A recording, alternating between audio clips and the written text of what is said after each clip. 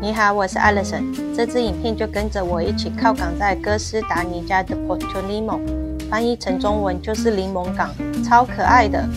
今天我们会一起进入到热带雨林，坐船游运河，而且今天的主要任务是寻找 Costa Rica 的国民动物树赖。这支影片将会完整记录我们的岸上观光。那我们现在马上就开始。参加邮轮安排的岸上观光最大缺点就是等。集合时间是7点50分，但到了8点5分才让我们入场签到。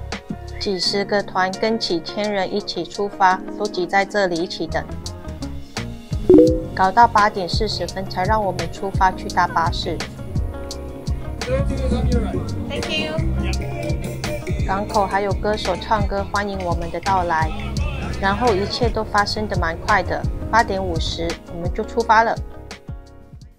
如果不参加任何观光活动的话，在港口附近有个小巧的市中心，里面有公园和市政府，还有热闹的跳蚤市场，应该可以让你逛上1-2个小时。9点15分到达了我们今天的第一个景点 Cahuita National Park， 整个面积有1100公顷，大概就是3个纽约中央公园这么大。导游叮咛我们不要走到土里面去，也不要摸动植物。我还特地喷了防蚊液，但后来发现这里没有什么虫子蚊子耶。导游告诉我们，那些香蕉是给动物吃的，不是给人类吃的哟。接下来就是搭船游运河，这个运河的名字我就不念了，怕念错。这个运河可是大自然的杰作哦，是经过几百年甚至几千年的自然演变，雨水、水流和植物的生长慢慢所形成出来的一个水道系统，是大自然为了这一片雨林所演变出来的一个运河。不仅仅是为了满足动植物的需求，也像是大自然的血管一样，让水和养分在这个自然的生态中流动。也就是说，这些运河此时此刻在我们用肉眼看不见、体感觉不出来的情况下，还在悄悄的、慢慢的演变中，是不是很神奇？在运河两边看到的动物并不多，我们每个人的眼睛都非常专注的在找动物。船长跟导游真的很专业很厉害，可以在一片密麻麻的树林中找到黑溜溜的动物，然后指给我们看。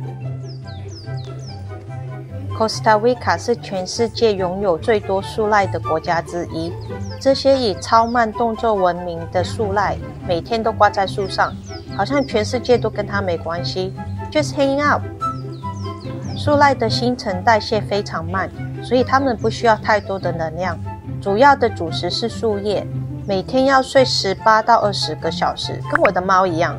剩下的时间就是慢慢吃东西，偶尔动一动，这跟我的猫也一样。而它们的招牌动作倒挂在树上的方式呢，对它们来讲其实是毫不费力的，而且也是最自然最舒服的一个动作。到了求偶季节的时候，这些男树赖就会发出特殊的声音来吸引女的树赖，证明自己很强壮很健康。而女的树赖呢，会选择了足够优秀的男树赖，才会决定跟他在树上交配。这个亲密动作会维持几分钟到几个小时，因为他们什么都比较慢嘛。当树赖宝宝出生之后呢，就会紧紧地抓住妈妈的肚子，然后靠着乳汁过活。大概6个月到1年之后，可以自己吃树叶了，才会离开妈妈独自生活。树赖的身上还住着一些室友，就像是树赖蛾跟藻类，这些小生物对树赖不会造成伤害，反而形成了一种共存的关系。树赖的毛发结构很特殊，容易积水，藻类就可以在它身上生长，也可以把树赖的毛染成绿色，这样树赖就可以隐藏在树叶之中保护自己。而且树赖大概每周会下树1次排便，整个过程大概要半个小时到1个小时。它会在地上挖一个洞，完事之后呢，它会用叶子跟泥土把它盖起来。当树赖在便便的时候，树赖蛾就会利用这个时候到树赖的大便里面产卵。当卵变成幼虫之后呢，就可以刚好吃这个大便。长大之后呢，就会再飞到树赖的毛里面生活，真的好神奇哦。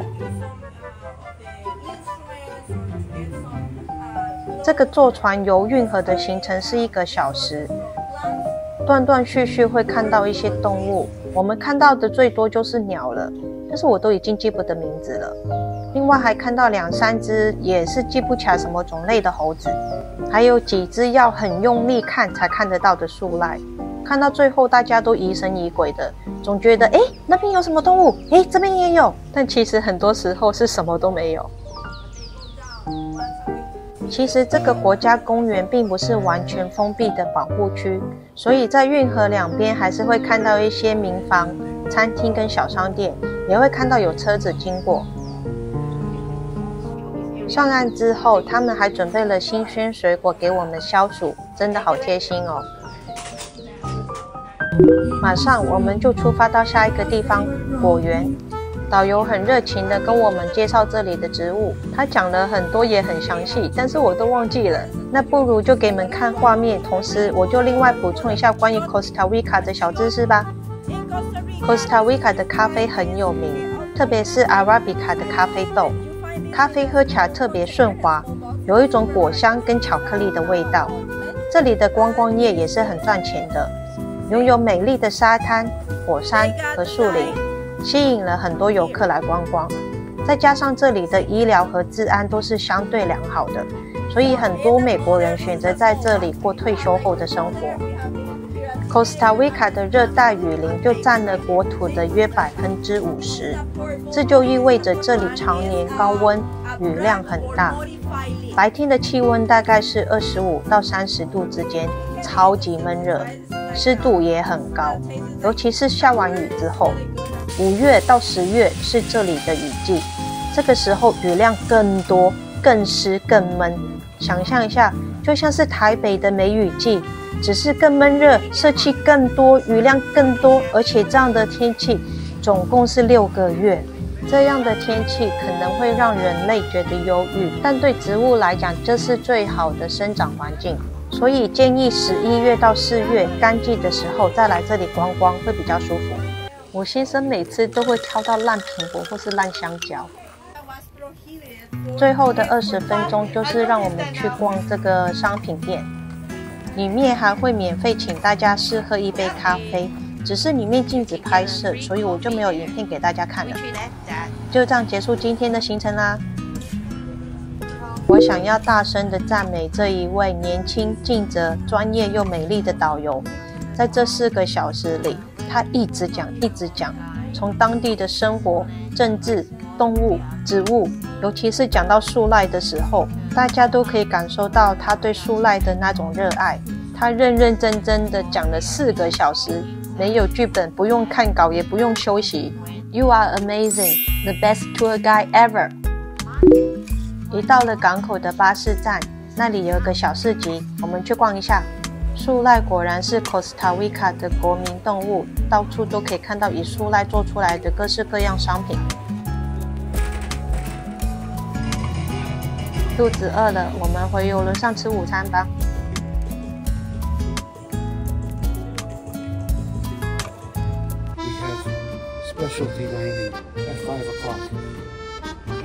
我先生提醒我，今天5点约了特别餐厅，所以不要吃太多。